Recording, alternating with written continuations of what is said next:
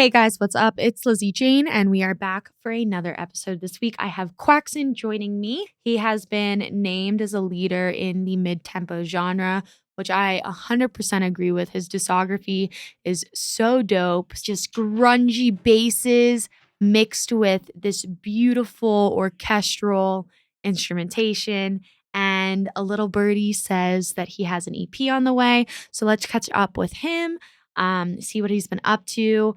Again, we always have just such insightful conversations for the up and coming act, the struggles, the hurdles, the new opportunities that we have in the new age of social media and building relationships with artists across the globe and so much more. Again, if you learn from these episodes, if you love listening about your favorite DJs and artists and industry professionals, please make sure you hit that subscribe button, like and share the episode, rate us on Spotify or Apple Podcast. It is all noticed and appreciated. Without further ado, this is Lizzy Jane, and you're tuning into my podcast with special guest Quackson.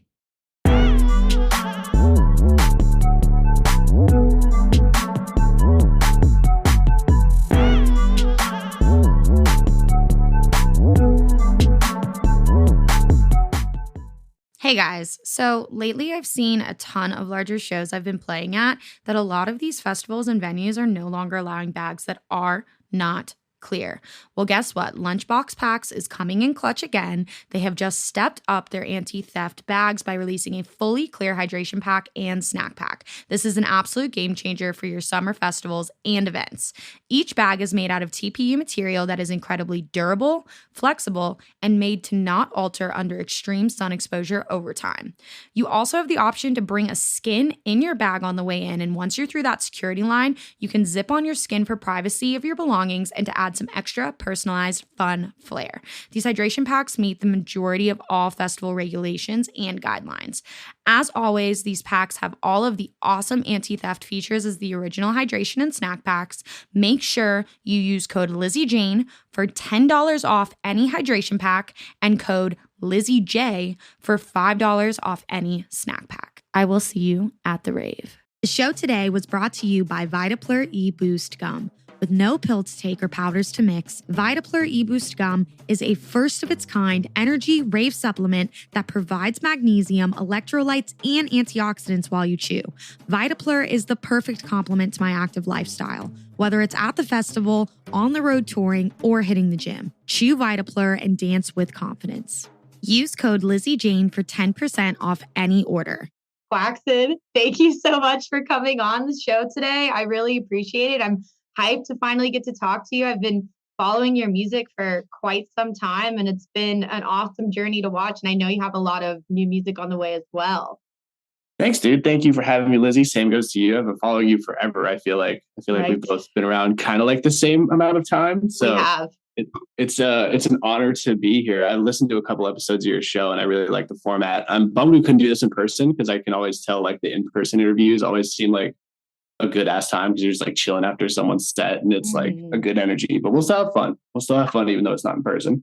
Absolutely. And then like your next play in Denver, we'll like do a revisit. Like I do revisits with people all the time, especially because this started during COVID. So many of the first episodes were obviously just like how you and I are doing it. And then, you know, I just had Jason Leach on and we did an episode. I think he was my 4th or 5th guest ever. And he was just kind of like, not starting his journey. I think a lot of people, when they say they start their journey, they've actually been doing it for like at least 5 years. But he was like starting to get recognition on like a lot of his like reimaginations on the keys and everything. And then since like COVID to now, he's just kind of like not necessarily blown up, but like he's come into his own. And then he had his first Red Rocks play. And I was like, dude, we have to like do an actual in-person podcast because you're correct.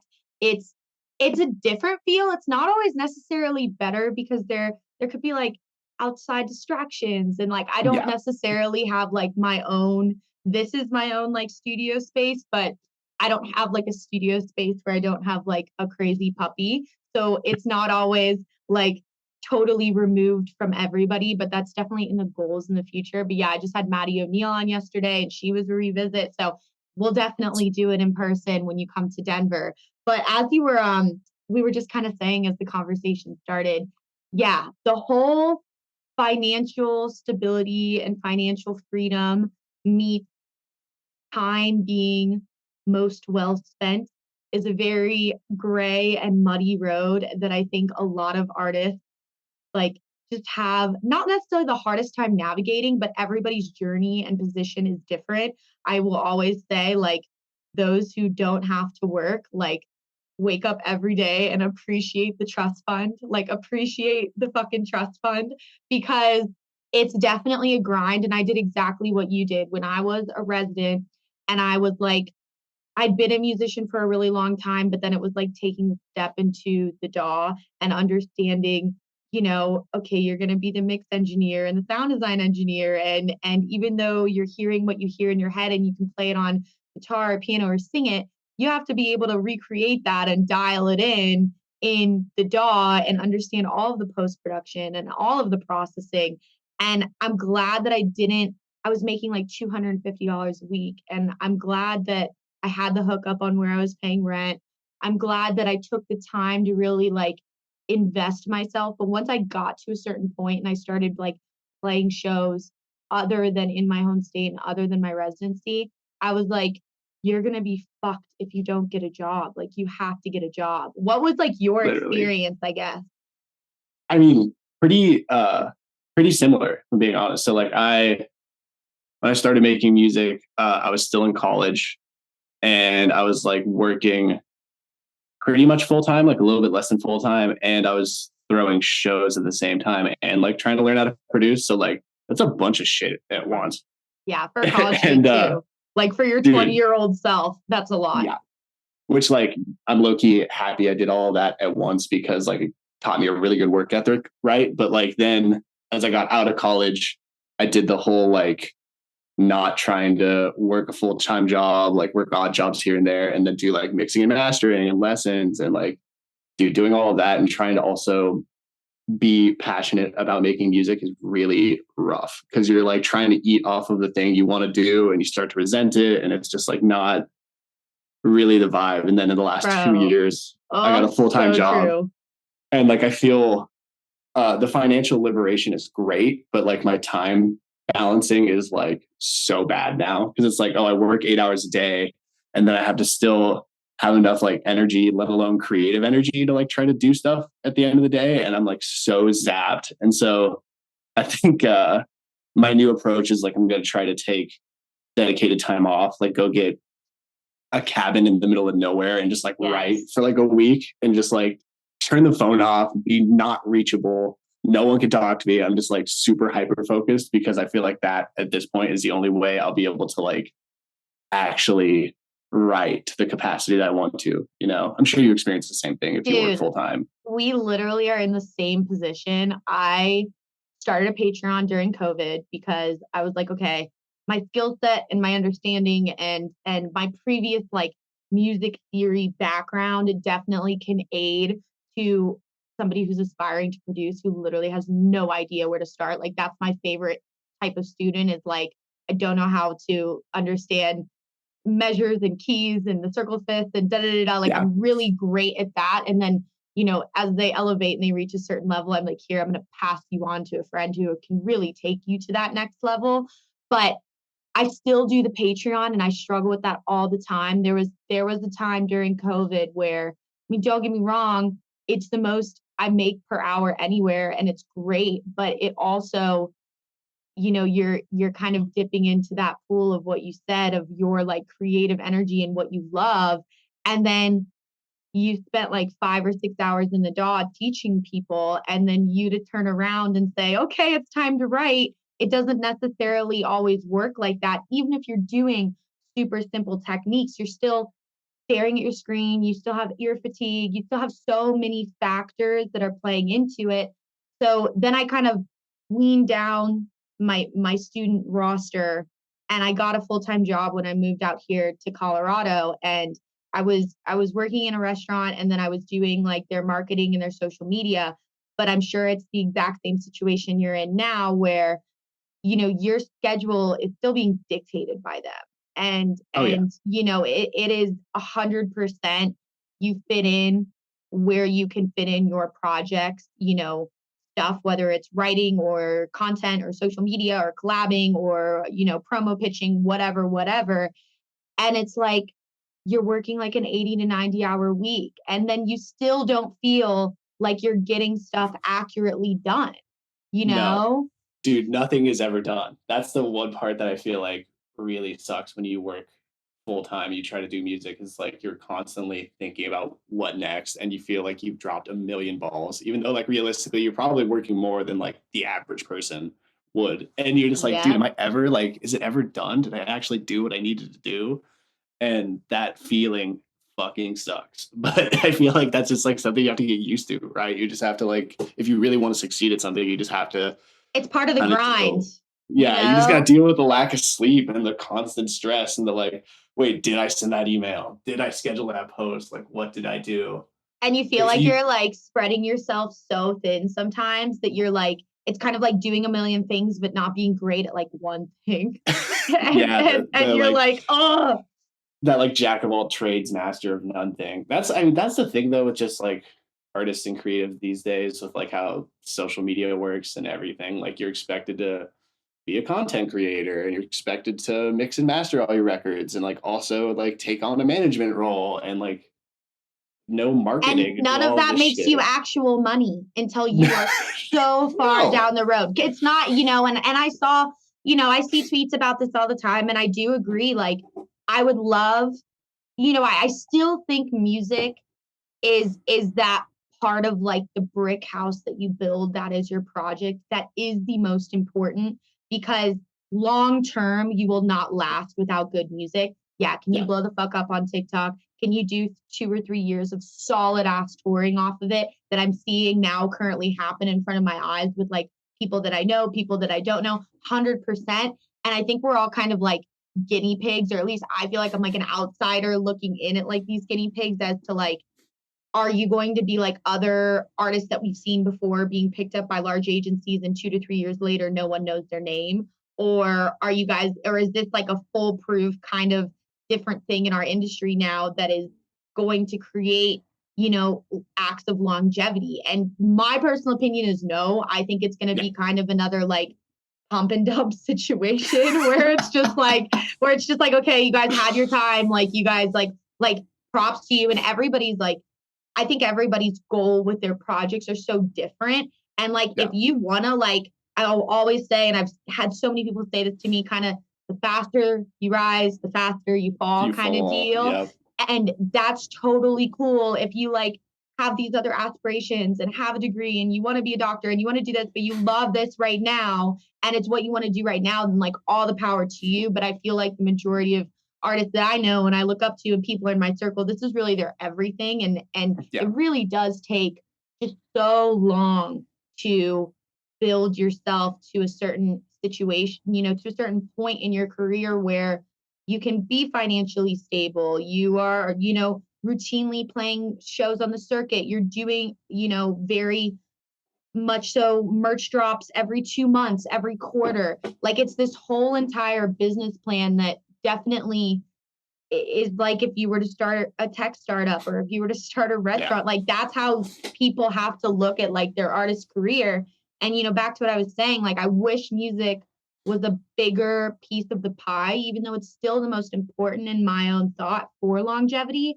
There's so many other things you have to do now as an artist to show people that like not only like you care and you have that self-investment in your own art, but that like you want to like share art with the world and da da da da da. And I will always have like a love-hate with social media because I think the power of it is so powerful. And like the fact that you can reach somebody on the other side of the world is fucking awesome. But it also very rarely goes hand in hand with creativity. I've met very few people, and usually they were content creators and DJs first before stepping into the production role that say, wow, I saw this TikTok and I saw this YouTube short and I saw this and it just inspired me. Like I just talk to very few people who feel that way. Yeah, I don't know. It's also like something you said earlier. It's like, what's the shelf life, right? Mm-hmm. Like what are these people's longevity? And I think a lot will actually continue to make it because the content creation is just like a part of the puzzle, but like the actual music and the idea behind the project is still good. But it kind of goes back to like the same kind of sentiment with people who chase like trends in music, you know, like who people are constantly searching for like what's hot and what's next. And like those people usually have a pretty short shelf life because they're going straight after what the trendy thing is, which like, as we see, that goes in cycles. That's not like a way to So cycled. And you know, you can kind of tell when people stick to their guns forever and they're like, they made a sound or like they're really into like a subgenre or a scene and they like stick to it no matter the rise and fall of it. And like those people end up usually becoming legacy acts and then like having a sense of recognition for the music they make. And a lot of the people that I've talked to and a lot of like my artist friends usually kind of like echo the same thing. It's like pick a thing or two that you're really good at and you really like and just like fucking stick to it. Do not like deviate because all of a sudden, you know, X genre is hot for this amount of time. Like, don't just upend your whole career because you think that's what's going to get you there. Because, like, realistically, 100%. Not gonna. No, and especially like when I sat down with Figure, he was just like, as soon as you kind of master a trend that's popping off, it's going to be on to the next trend. You're too late. You're too late. And I always, the whole melodic rhythm kind of phase always comes through my mind because now melodic rhythm, when I first heard melodic rhythm, and let me say as like a disclaimer, because I'm someone who has vastly done this since I started so early playing shows before I even knew what the fuck I wanted to do, what I wanted to take from being a musician in like punk and like metal and then like going into EDM. I was like, oh, dubstep. That's totally it. Well, like that's actually not fucking it for me. That's not what I'm passionate about. And like I had to make dubstep and then melodic rhythm came along and I was like, wow, this is like pretty. This is like very like, you know, I feel like I can hear like actual melodies and actual musical tones and something for me not to just actually one note. Not just one note, not just one root note with some sort of LFO modulator and then throwing a million OTTs and Camel Crushers and we call it a day. That 100%. That was, and I think a lot of that came from like me wanting to utilize my vocals substantially and just being like, truth of the matter is my voice does not go with rhythm and heavy ass dubstep. So like, let's figure this out. And I think as an artist in your early stages, and I would definitely say if I could do it again, like experiment. And I think a lot of people know now more than they did 5 years ago, like experiment, make music, figure out what you're passionate about, make what you listen to, because like you're always going to be up to date on what's going on, like and then decide. Yeah. And I think that's like a huge factor where like you can have this experimentation phase and you also do definitely see rebrands with artists, whether it's a rebrand with their sound, you know, it's very much so like pop music. I mean, look at Madonna, look at Lady Gaga, people who reinvent themselves time after time after time. And I think something that we struggle with in like our industry is that, you know, 5 years later, artists are playing the same exact set. And then they can't figure out why they're not selling out Red Rocks. You know, and they're like, okay, well, you're playing the same exact fucking set you played 5 years ago. And it's like, okay, are you a legacy act or are you like aspirationally continuing to to try and grow and still expand your fan base and still bring in new music and And it's this thing where I just feel like it's the whole lunch table ordeal where you see that lunch table meme where you've got like 7 Lions and Millennium and Trivecta, and then you've got like Excision and Lays and fucking Woolly, and it's kind of like your intentions, and I think what people in the back end of the industry, whether you're like an agent or a manager, are like, well, you're like gonna get in this bubble and stay in this bubble for your whole entire fucking career. But guess what? Like that doesn't create longevity. Like unless you're like on Excision or, you know, A7 Lions, where like you were one of the first fucking people here doing this, it's really difficult to keep that like long term. And I know in your career, you've definitely obviously stayed in that mid-tempo lane. You have definitely like, but you still like of like the mid-tempo Venn diagram, there's still all of these little things that you can do that can create different like sounds within that subgenre. So I guess like how has your kind of approach been? And then I know if I'm remembering correctly, you have an EP coming up, right? I do. That, you know, you've kind of is this kind of the same sound? Are you bringing in new influences? Like, where's that chapter sitting in your project right now? So it's a good question. I would say there's a lot of mid-tempo on the EP. There's a lot of stuff that's like obviously a mid-tempo influence, but it's not like your stereotypical like 90 to 110 BPM like for the floor stuff. I would say I've stuck in this lane pretty hard for the last 7 years, but I do have a decent amount of deviations. I think now I'm kind of like refining how I look at it, right? Like I feel like there's a lot of kind of, I guess, what people would expect from me, but there's a decent amount of differences in like the soundscapes and kind of like how I'm approaching the songwriting and trying to make it like a little bit more engaging and thought out, like less just, spooky intro, build up, drop, glitchy noise, drop type of thing. Like, I don't know. I feel like I'm trying to go more in the direction of having engaging songwriting and then also just like a little bit more defying expectations in like kind of the drop design or like the sound design and just trying to make it more of a cohesive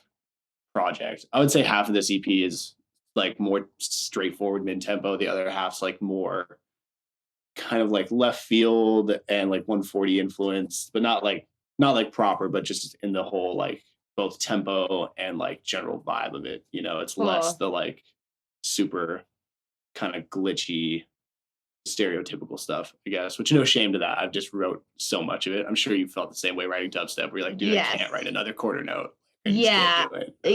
And then like you go and you make it like complex, like not even like verging on like the IDM dance music of the world, but you write something that doesn't fit into the norm, and then it's really hard for those fans of that genre to really understand what you're doing or like grasp onto it.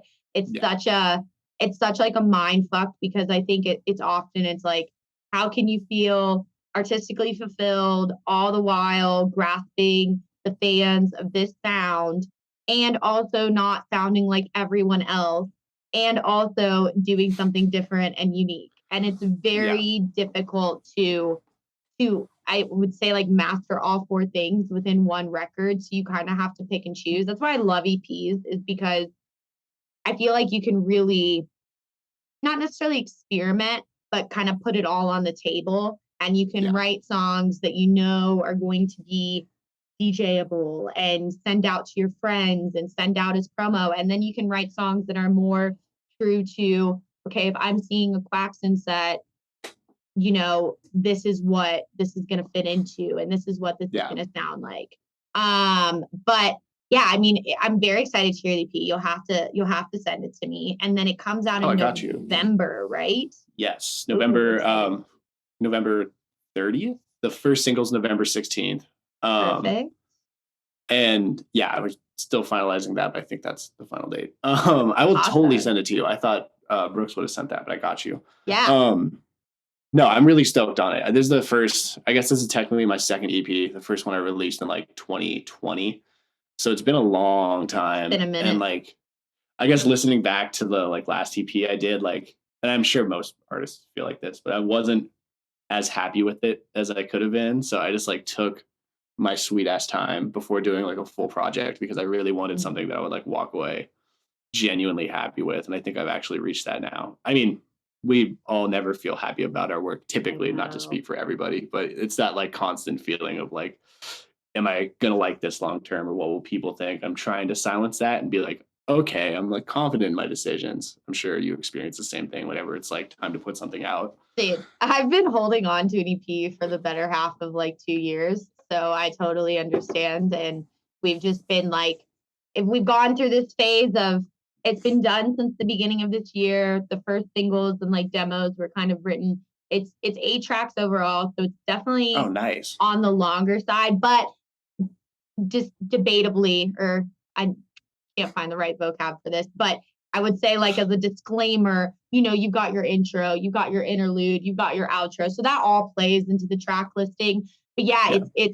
It's really 5 different singles that sound vastly different than each other and, fall into that more experimental bass range all the way to stuff that kind of falls in the lane of I would say like a Ninja Tunes kind of Odessa release.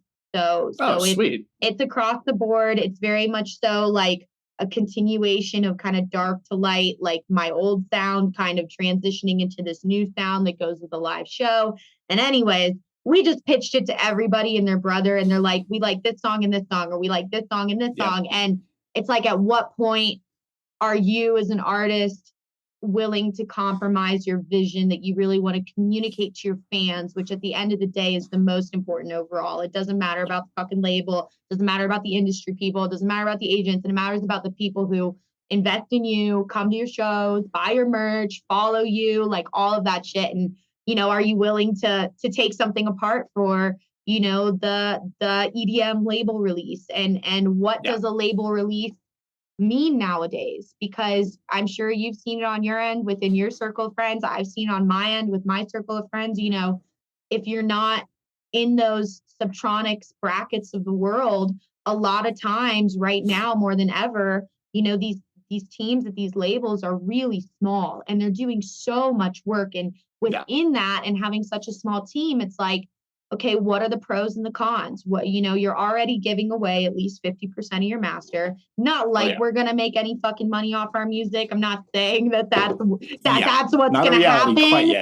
Not a reality quite yet, but you are giving away 50% of your master. And in turn for that, what are the benefits that are going to come to you? Whether it's, what do you actually get? What do you actually get? Are there touring benefits? Are there shows associated with it? Which I think is definitely one of the higher primary factors. If I'm going to sign away a song, am I going to get a show from it? Because to me, that's a fair trade. If you're going to put me in front of a new crowd, expose me with your bracket of fans, that's fucking sick. But on the other end of it, which there's just so many EDM labels now, whether it's artist-led or independently led, and I think they're all doing their own thing. And it's all great. But as the artist, you have to like be a bit selfish and have your best interest, where it's like, okay, are they really putting a $3,000 marketing budget into this? Like they're telling me they're putting into this, and then I'm not seeing anything. And then my independent releases are getting more streams than this release. Like what's going on kind of deal. And you have to make that decision of whether your bigger picture is worth doing this thing or compromising your vision, or saying, fuck it, I'm going to do this, I'm going to put it out, and then we're going to do a single with them, or we're going to come back and do an A/B release with them.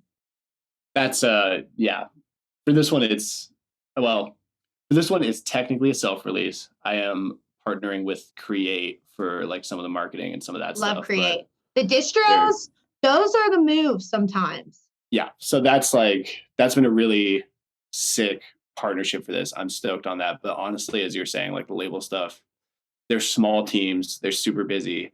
I don't want to throw any shade to labels as a whole because they serve a really important part in the ecosystem. Yes, I want to put that out there too. No shade. But owning your own shit and like having agency and autonomy in what you're doing is so important. And like for this one, I've got an entire creative team that like I'm working with, and like spending a ton of money on visuals and trying to redesign like how my shows look, how they sound, and like trying to make all of that kind of a little bit more immersive and more of an experience. And honestly, like if I were to work with a label for this, like it wouldn't be happening. It wouldn't be what it is. No. And I'm in the same exact position where it's like, look, you have great music, you've got some momentum, you're playing shows, like you're there, but you're not there to a point where most people would prioritize you. And like, I'm just in a position where it's like, you as an artist, you should invest so much of yourself into every release that reaches that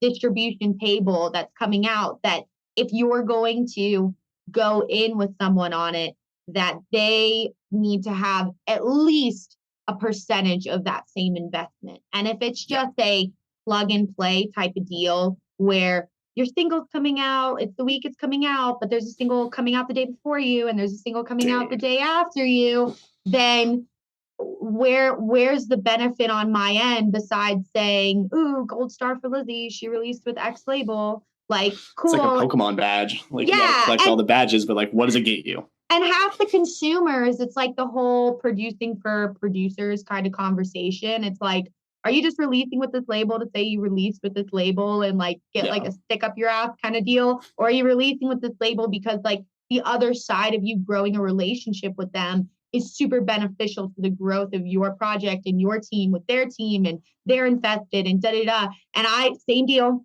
I'm doing my EP with the distributor, and you know, it's been this thing where I feel like a lot of the times, you know, it's not obviously like a monetary loan where you're gaining interest in all this stuff, but I feel like a lot of people, including myself, didn't fully realize, you know, when a label says that they're investing X, Y, and Z, you know, that all has to be recouped. And even though that may be coming from your back catalog, or that may be coming from, you know, other stuff here and there, I'm not trying to take out a fucking bank loan. I'll pick up extra hours at work. I'll do whatever. Like I would rather invest my own money into my own creative, like kind of, you know, endeavors and have things done exactly the way I want than have somebody tell me that they've invested something without giving me receipts. And then it's like this weird, muddy gray line of holy shit, like we literally are like 50K in the hole in streams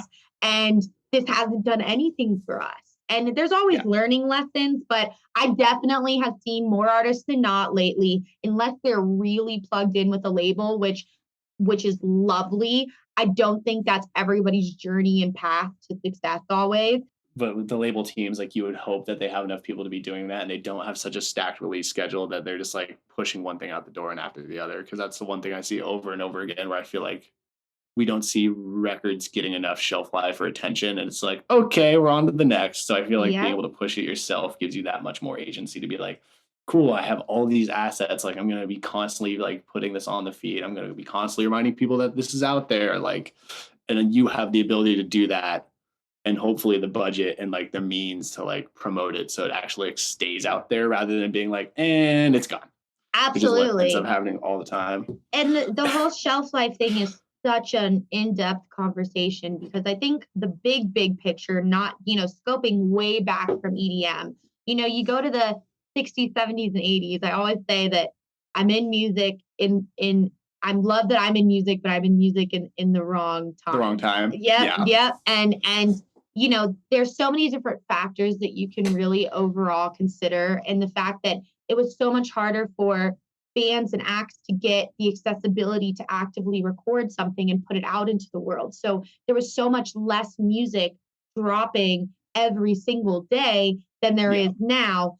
But there is something to say when we're in 2023 and people are still using whether it's a sampling method, whether it's bootlegging, whether it's flipping songs from the 60s, 70s, and 80s, and you hear these consistently within every genre: bass music, house music, tech, drum and bass, psytrance, all of that. So it's like, you know, and I see my boyfriend's little sisters, and they know songs from the 70s and the 80s and the 90s like the back of their hand. But, you know, there's songs that come out in the pop world, or there's songs that come out in the hip hop world, there's songs that come out in the EDM world. And 3 days later, it's like, wait, what did that song sound like? You're like, you can't remember. And I haven't quite figured out if that's just because it's kind of like more people playing the game, less people are going to break through ordeal, or if there's just so much accessibility to tools and YouTube University and classes and lessons out there that if I want to make a song like Virtual Riot and Funk Cave, I could make that tonight by literally having this YouTube thing on my monitor and then having my Ableton open and literally just copying what they're saying, downloading the preset pack, downloading their sample pack off Splice, making a song, releasing it to, you know, the subsidiaries of the world, and then it's released. But like the long term is what does that really do for you as an act? And it's hard. It's a hard conversation, because I think learning and honing the craft of production is one thing that takes a long time. Unless somebody's making your music for you, you're gonna suck for a long fucking time. And that's just the way the game is kind of executed. And then once you understand that craft, you have to figure out how you're gonna be unique. And it takes people an even longer time to do that. And then building the brand behind it, and then saying, okay, I doing this as a hobby? Am I doing this for the next 3 years? Or is it something that I want to make a career out of and do until I'm 40 and then take a back seat and go score for film or go do Foley sound or go do whatever the hell we can do with our skill set that we have as producers. And it's quite the task.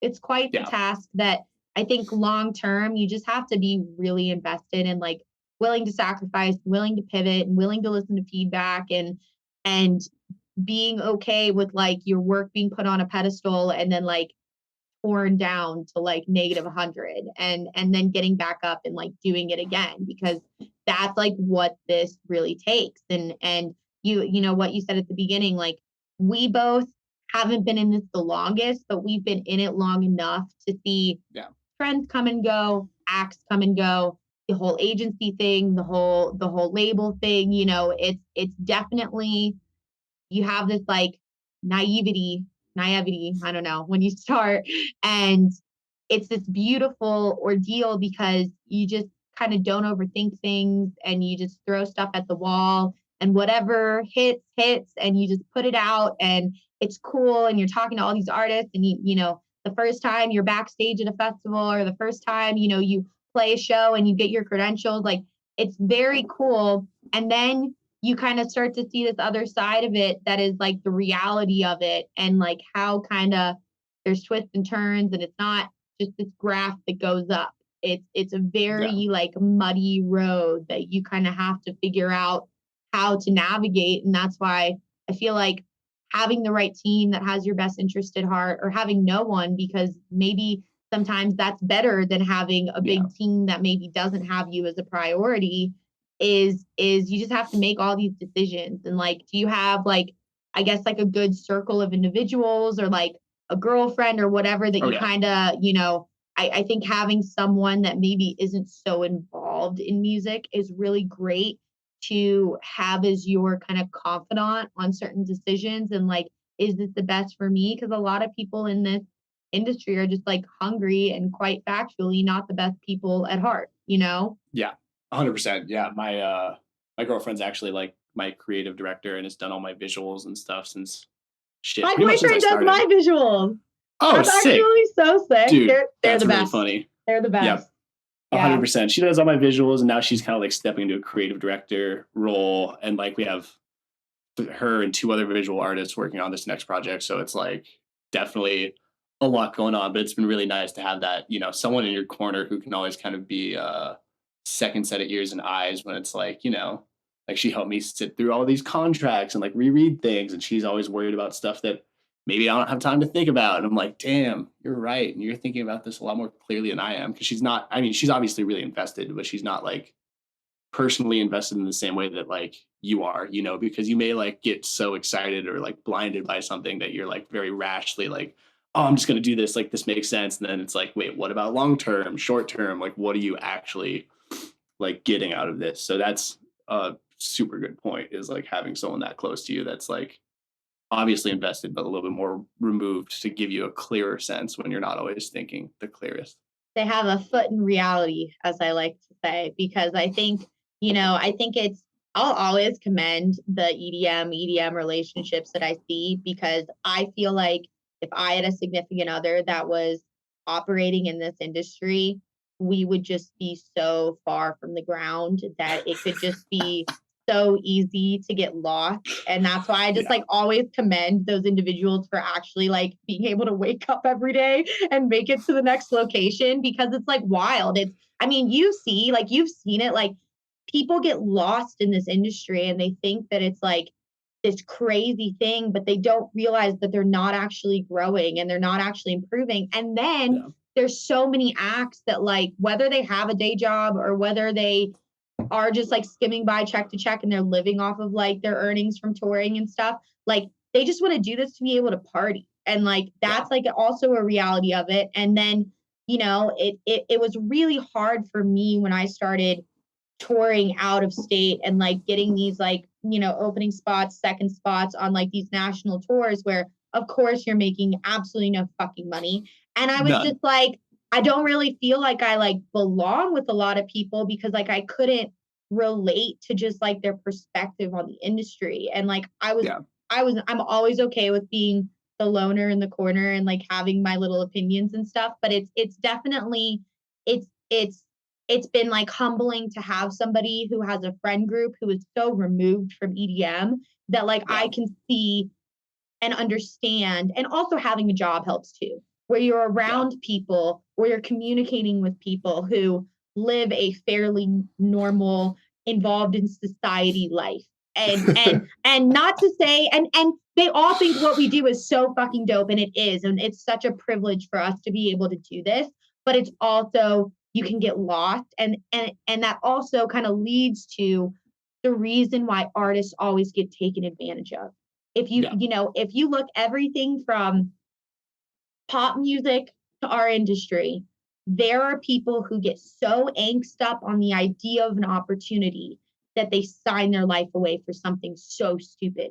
And for one thing. And it's because you've invested so much time and you're like, God, at year 6, I should be doing all of this stuff. And then maybe an opportunity comes around where it's like, and I've done it. I did it my first few tours where I got offers for $150 a date, $200 a date, $250 a date. Oh, they're all in. So you now have to go and cover your travel, your hotel, your Uber. You get no rider, you get no per diem, you get no transportation, and you're playing to a crowd of 20. How are you growing? How are you growing? You're not, but your name's on the massive tour flyer with UTA at the bottom. Oh, look at that. It's not always the answer. It just isn't. No. But you have to learn from it and go through it, I feel like, to actually be on the other side and be like, yeah, that ain't it. That ain't fucking it. Dude, the same shit for like playing local shows. Like that's also such a scam. Well, that's kind of hard. It's not a scam, but after a while you got to understand like when to stop. There's like a time limit. Yeah.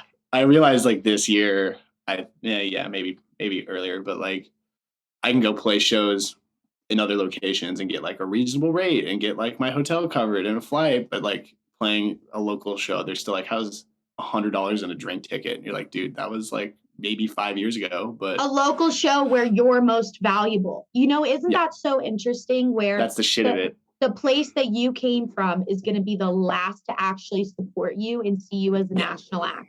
And that I think I've only seen really one act that is no longer around that didn't really happen to, from Florida, where they really blew up. And then all of a sudden they were headlining shows at our biggest venues. All of a sudden they had Insomniac support and they were playing sundown sets at EDC Orlando. But that was only because their manager was so plugged in and such a big talent buyer that was the relationship that coveted his growth. But, and then it was like in my turn, it was like, okay, you built this up, you put in like 3 years of your time. And I think playing local shows is super important as just kind of one of those things that when you do more of it, whether it's coding or it's, welding or DJing, the more hours you put in producing, the more hours you put in, you're going to be better at it.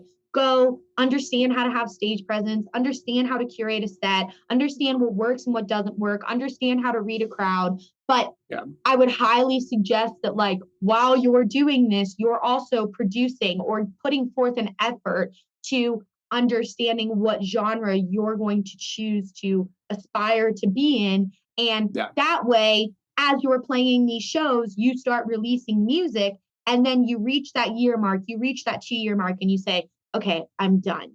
And then it was just kind of like in my situation, I was a resident and it was super dope. And I was in front of all these big crowds every week. And I knew I had a fan base because I would go and play in Orlando and all those kids would go to Orlando, or I'd go and play in Miami. All those kids would go to Miami. And then when I left, it was like, hey, like, let's set something up. Like, we're doing these tours, like, da-da-da-da, crickets. And I don't have a problem talking about it now, but that's what it is. And it's like, how fucking dare you? like, and it's like, I'll always be on my end, just like the person to be like, yo, like, I can understand kind of good intentions versus bad intentions. And I understand how the back end of the industry works, and it's okay. But my manager and I always say, and it's not necessarily just to Tampa community. It's like in regards to when certain people finally come knocking, I will not answer that fucking door. It's just like, it's kind of like you, what is it? You forgive, but you don't forget kind of situation. Oh, yeah. And that goes to like so many interactions within the industry where, you know, I would say the larger of the act I meet, the nicer they actually are, which has been like such a cool thing that hopefully gives like aspirational like hope to like early producers. Cause I think what's that saying, like never meet your heroes kind of deal. But the bigger the hero I've met, the nicer they are. And it tells me why they've been doing this for the better half of a decade plus. And they're still kicking, they're still producing, they're still doing their thing. They have such a massive team behind them and they're incredibly successful. And then you get just like a few levels down and it's like, what happened to you?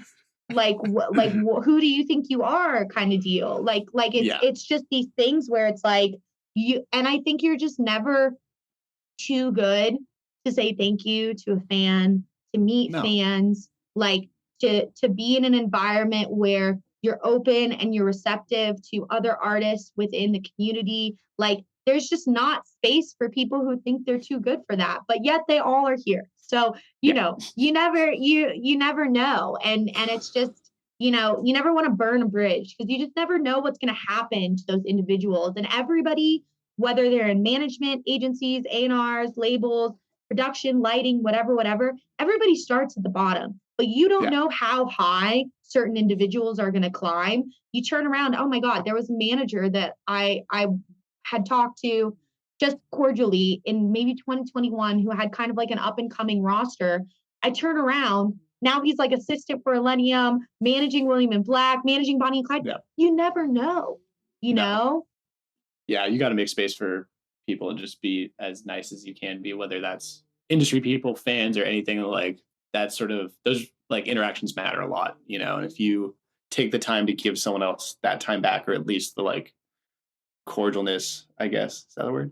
Or like the being polite. We're creating words today. Yeah, we're making words here. It's okay. But you just got to give people that shit, man. Otherwise, you're so quickly going to alienate yourself, and if you do that to the wrong person, then next thing you know, that spreads so fast. And so just give people time. And also it's just a good look and a good like moral code to stand by. Right. Absolutely. And you're from Canada? Yes. No, Seattle. Okay, cool. So you're kind of in that Pacific Northwest area.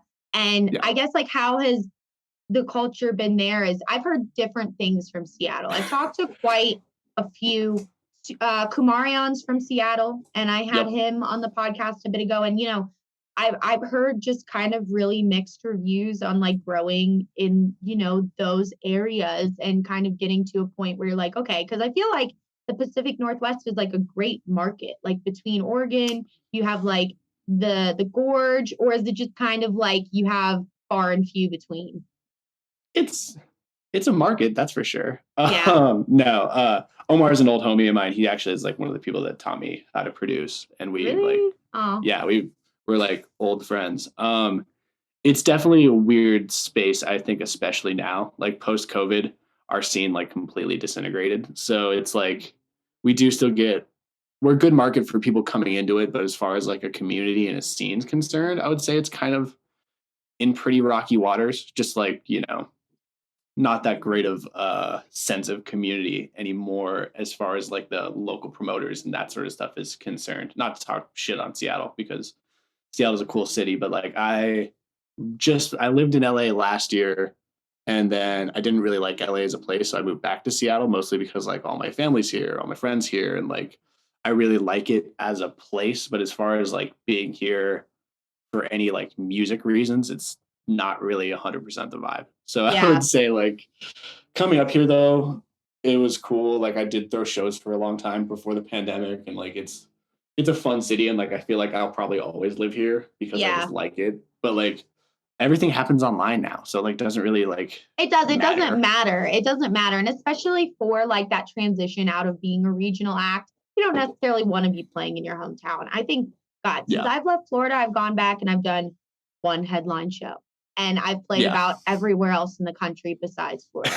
And so, I mean, I totally get that. And God, everything is so online, whether you're connecting through Discord or Facebook or Laylo or, any other social media platform. It is so about what you're kind of putting out into the world. And I'll always use like Trivecta because he's from Tampa as a great example. Never played local shows. He got brought out once by Seven Lions, and then maybe he did one hometown show. And until he really got his footing in a lot of other shit, he was not present in that scene. And I think that really does commend that you don't have to be if you don't want to, and you're making good music, because at the end of the day, it's like honing that craft just in general. And so like you throwing shows, it's always interesting to me to figure out where people kind of came from, because most people I've spoken with, whether they've been a promoter, they've been a talent buyer, they've done artist liaison stuff, they've been in A&R, they always usually start somewhere else, unless they're literally like so not a DJ and they were just like making music in their room until it like popped off kind of deal. So you were throwing shows and you did it in Seattle. Okay, cool. And how was that transition? I guess, were you making music when you did shows, or were you like, okay? I mean, a bit. I started throwing shows before I was like 100% making music, and then they kind of went hand in hand for maybe like, I don't know, a couple months after we started throwing shows. I started producing a lot more seriously. And I think it was kind of nice in the sense because it always kind of give me a goal of like, oh, I want to have like a new track per show I play, which is like just like a small personal goal that kind of helps you like think about your output as an artist, where you're like, oh, I want to keep adding to this. Like I want to keep building on like my, roster of music. And it also gives you the opportunity to like test new music and like figure out what works. Like you're saying, it's like the 10,000 hours thing, like that sort of practice kind of gives you a sense of like what you want to do, what works, what doesn't work, and like refines your skill set in like a practical sense. So absolutely, I think it was cool. I think throwing shows was a really cool experience. But as far as like the whole balancing your time and figuring out like what works for you, like shit's a lot of work, man. Tell every person you see working production or working in an event thank you, because that's like 18-hour days for most things. And not a lot of like appreciation. I mean, obviously there's appreciation, don't get me wrong, but like, lighting designers and VJs and like promoters definitely don't get as much of a public recognition or even like a like attendee recognition for the fact that they also have like such a massive role in like what's actually going on. Yeah, such a massive role. And I think that I don't think anyone has come back from COVID. Ticket sales are down everywhere. People are still scrambling. COVID dismantled so much of our industry. And I think it's just, it was kind of, it wasn't really like the strong survives. Like there was a lot of independent promotion companies that were so lovely, that are so important in our grand scheme of things, because they're normally the first to book us in said market before going back and working with an AV promoter like a White Rabbit or an Insomniacs or a Relentless Beats. And, it was kind of like those were the guys who survived. The rest of them really fell off. So, those very all local shows, or those very, local shows that were those dedicated kind of like street team nights that everyone knew it was going down and this was the place to go to, those don't really exist a lot anymore. They just don't, unless they're with a massive promoter. Yeah, the ones that were pre-COVID definitely don't exist, or a lot of them don't exist anymore. But I will say the one thing that has been kind of cool post-COVID is like seeing a lot of the rise of like the more newer kind of underground promoters, like, obviously Def is a huge one, like No Expectations out of like San Diego and Denver, like all of those crews are like really trying to do, I think, something a little bit more unique rather than the Insomniacs or the massive names. And I think that's been my favorite thing to watch, is like seeing the underground, or at least like the counter side of things, take shape and like actually put on a more unique and curated experience than like what we're used to, Absolutely. And it's like that renegade kind of deal. That's an art, like, uniquely curated. And I think artists have they really prefer to play a lot of those events right now. And it's that 100%.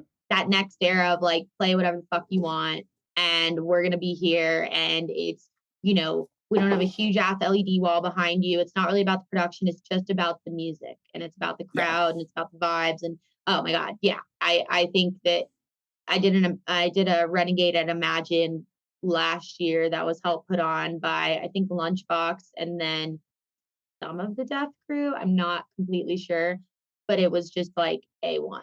I was like, oh, this is so good. And you know, good sound system. That's all you need. That's all you need. And with the new music, I guess, I want to know like a bit about the like creative direction, if you're able to kind of disclose some of that to me. Yeah. We're kind of jumping like around. no, it's okay. Like creative direction, like sonically, visually, etc.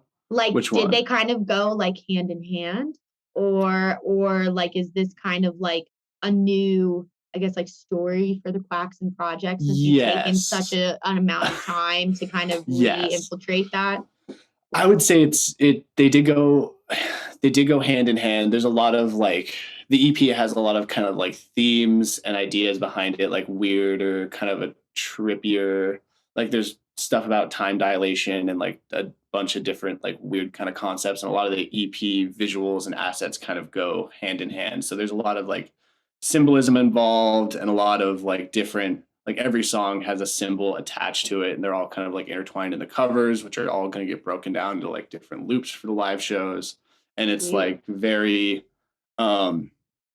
it's very like purposeful, I guess. So a lot of it, I wanted all to kind of match and make sense together. And like a lot of my favorite kind of live shows that I've seen are like people that have that same attention to detail. It's like the G Joneses, the REZZs, like, you know, those people where you like the REZZs of the world. Like, you know, you go to one of those like live sets and everything just kind of makes sense. Like it's like world building, it's like symbolism. There's all these things. And then fans and other people walk away from those experiences and like it all just kind of clicks, and it gives you something to like latch onto and think about later. And so I'm trying to create that myself for this next round. It's a work in progress though, man. And it's like I've started to try to like bring out a VJ most times I play where it makes sense, and like try to curate all of that sort of stuff. So like the live shows just are more than just like, oh, I bought a couple loops online and then like we just have a little bit of visuals and they don't really match with the aesthetic. And like I really want to work towards that part where it's like all clicking, it makes super sense, cohesive. But that's a slow burn, dude. Such a slow burn. But it is. Yeah, I'm really happy. It takes lots of resources to make it all come together. Dude. Like not only financially, but like also knowing, because like also like a lot of people say they know what they're doing and they just don't. And or like they're like, oh, like I have this capability to create this thing, and then you're gonna pay top dollar for it. And then when it's not that thing, you're like, well, am I screwed? Like, is this just not like it's not what, you know, you're necessarily looking for. And then you always want to get the best of the best, but the best of the best is extremely expensive and it may not always work within your budget. Yeah, that's why I've worked with a lot of the same people for my whole career, because it's kind of like you come up with each other, you also get to kind of like grow with each other creatively, and like you have a mutual understanding that starts so much earlier. Because sometimes when you go to contract that stuff out, I'm sure you experience where you're like, holy shit, what is this price tag? Like your work is good, but like I also don't know you like that. Like, and then if you don't have that relationship with someone, you can't really like, you don't want to disrespect them because it's like their value and quality versus like you doing like a cold call to a new individual kind of deal. I always first go within like my network of individuals, and then I see if I can learn how to do it. And then if all those answers are no, then you're like, okay, I have to budget for this. I have to plan for this. Like, this is worth it. Like, let's do it kind of deal. Yeah, dude, 100%. That's also the artist's curse where you're like, can I do this myself? And then you realize you try to do something for like 20 hours. You're like, yeah, someone else can do this better than me. You're like, okay. And you know, it always is that way. I'm just like, okay, if I could get to like the 75 percentile of what that quality is for little to nothing, then, and it's also like, you know, I just think as an artist, like we're all wanting to keep the fee, whether you're a photographer, you're an artist, you're a VJ, you're whatever, because like that is what you really like deem your worth for based on your experience and time in the field. However, what I've seen more than most, especially among freelance individuals, is that if they're like cool and like down to earth and like they're not like working for the biggest A-list acts in the whole world, they usually can work with your budget. Like you just have to communicate and be like super transparent. And like, even though it may be a little like strike to the ego, like you just have to be like, yo, like this is my budget. I really want to work with you. I'll use you in the future. Let me know if this works. If not, I'll save up and we'll definitely do something in the future. I just feel like communication is such a thing that I am really bad at, that I've had to force myself to be good at, to work with people in a professional capacity that's putting your like emotions aside. Because when you let like your emotions get involved, it can just get really muddy and not really translate or come off as the way that you're actually feeling. Yeah, 100%. You have to, that's a completely different skill set in itself. It's like communicating with people and trying to figure out how people best operate and work together, and how you can be like the most respectful to foster relationships that work long term, you know? Because you want to grow with each other, you want to have the support. And then once you get to a certain level, as I'm sure you've seen as well, you know, it's a very small circle of people, whether it's the teams or the artists or the production crews. I've gone somewhere and then I've gone another place and it's been the same guy doing my audio and it's been the same guy doing my, so it's like, just be nice to everybody, communicate. Like that's just the best way to go about it. And then, so you have an EP coming out at the end of November. So exciting. And then do you have like any other things that you can kind of like share with us? Yeah, totally. I'm playing a set for Def December 15th with Def Pact. Let's go. Which I'm super fucking stoked about and really nervous because that lives on the internet forever. So I'm working on that. I'm working on a couple dates. You're going to have the best time at Def. You're going to have the best time. This is the third show of theirs that I've gone to. This is the first one I've gotten to play. And I know a decent amount of the homies there. They're all such great people and they're just like good folks. They give a shit about what they're doing and it shows in their shows. So like I am really excited about that and fucking so nervous, man. I have a headline in Denver February next year that I'm still working out. Sick. I know. Well, let me know and then we'll do this again. And we'll do it in person. Yeah. Yeah. And then, I have a feeling I kind of know where you would be playing, but we'll talk about it off the podcast. But that's sick. That's sick. I record my podcast very close to there. So okay, sick. Very close. Yeah. Yeah. And so, those are the dates. The EP comes out November 30th. First single is November 16th. I'm sure I'll start posting about that in like, I don't know, a couple weeks. So other than that, man, I think that's really like it. I'm excited. I've got a lot of cool stuff. It's weird when it starts happening because I'm sure you've experienced that where you work so hard at something for so long and then things start to like actually happen. You're like, wait, is this real? I'm like refreshing. I'm like, why don't I have 1 million likes right now? Like all the time I put in, I should have all these people commenting, all these people going off. But yeah, it's going to be an awesome time for you and you're kicking and moving. And I'm really excited. Send me the EP after this. I'm excited to check it out. Got you. And it'll be really cool seeing it all like come to fruition. And then you'll have some massive shows to play the music at, which is so sick. Thanks, dude. I'm really excited. And thank you again for having me. This has been a blast. Of course, I would talk much longer and shit talk my way into a black hole. But I have to go to a meeting for work. Killer. Thank you so much, dude. I really appreciate it. Thank you so much. Of course. I hope you have a good day, Jackson. I will talk to you soon. Too. All right. Talk bye. See ya. Bye.